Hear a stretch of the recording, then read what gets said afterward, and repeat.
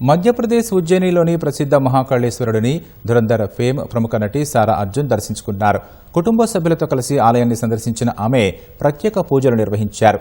తెల్లవారుజామున జరిగే అత్యంత పవిత్రమైన భస్మ హారతిలో పాల్గొని భక్తి శ్రద్ధలతో ప్రార్థనలు చేశారు.